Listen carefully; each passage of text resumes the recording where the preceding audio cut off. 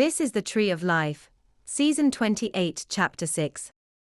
In this episode, we will be looking at negation as the expansion of potentiality and emotion as the collapse of it. The emotive quality of acquiescence is the end of a process of infinite expansion started by negation. From each negation stems infinite descending nested paths. Within each path, time flows with an ascending arrow. Thus, negation creates a bubble universe of potentiality, within which time extends infinitely. During the deeper recursive paths, eternal recurrence with variation may occur. Each negation may produce paths which coincide, creating a hierarchy between their generator and their progenitor. In acquiescence, at the conclusion of the substitution event, that potentiality collapses into a single feeling, which in its fulmination come to pass an infinitude of paths. What we learn from this is that nature doesn't follow the same path twice. Hierarchy results from two such paths generated from distinct impulses in negation. This hierarchy sees the compelling of acquiescence and the imposition of a context length. To explain it another way, in sequential substitution, we see the flowing of consciousness from vessel to vessel in reverse substitution. This sees the occurrence of an impulse, a feeling, with the incoming consciousness acting out that impulse for the outgoing consciousness. In negation, following this substitution, we see infinite paths with the originally negated impulse only negated in the first.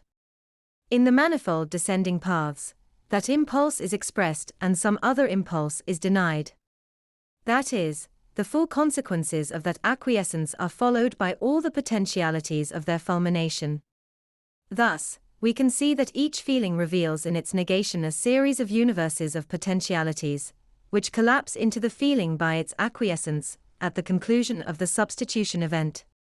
But the emotive content of those paths, their external interactions with the environment, produce only the transient feeling in the subject, and through any shift, minor variations in its relationship to its objects. In a context length, we see the restriction of recursion, the two-step dialectical degeneration funneling all projective action into existing categories, or charted paths. In infinite recursion, we see assumption of those steps in degeneration by networked hierarchies. What are these networked hierarchies, but synonymous paths within earlier periods of recursion? Each negation populates potentiality, in actuality, a constant charting of what could be, actually occurring in nested paths, finding the collapse of that potentiality in the quality of our emotions themselves. What is also clear is that time parsimony reveals shifts in consensus created by new recursion.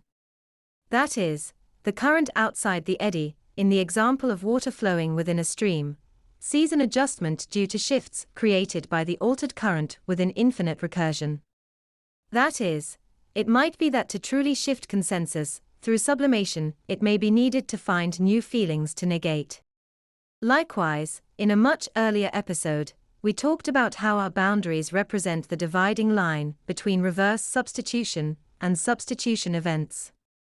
As we step beyond those boundaries, whether they be spatial or contextual, we dip into the stream, which represents the flow of consciousness from vessel to vessel at different places in the current. That's the end of the podcast for today.